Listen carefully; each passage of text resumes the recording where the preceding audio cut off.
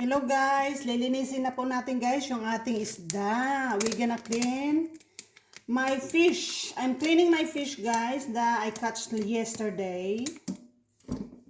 So this is how I clean my fish.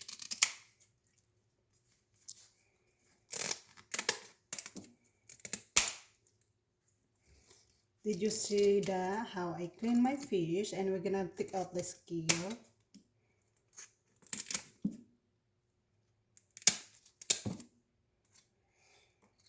Tamang-tama may basura ako bukas. Hindi ako mangangamoy dito. Pwede ko siya i-drain dito, pero ayaw ko kasi gusto ko siyang itapon sa basurahan. So this is how I clean my fish, guys. Ouch! I use spoon for scale.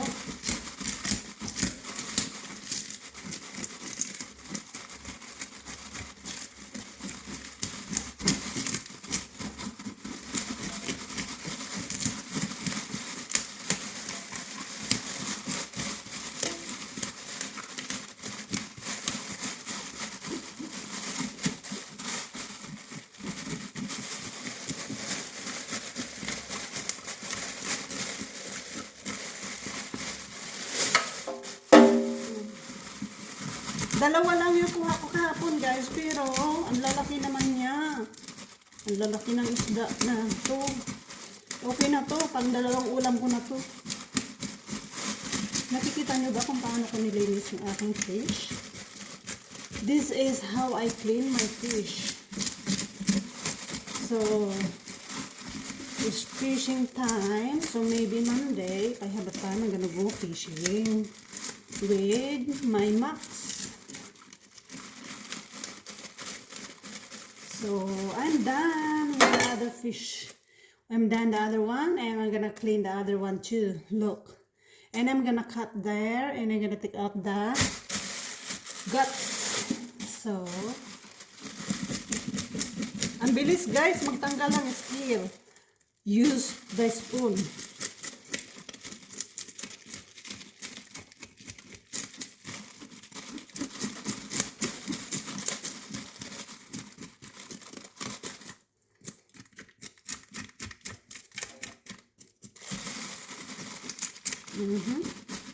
So we're gonna fry this, and I have fish for lunch and dinner.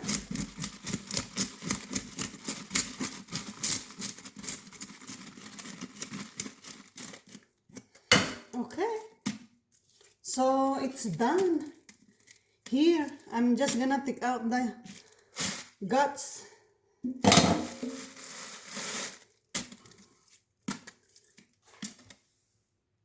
So, ayan na po guys, yung ating fish is clean na po. Malinis na po siya guys. Ready to cook.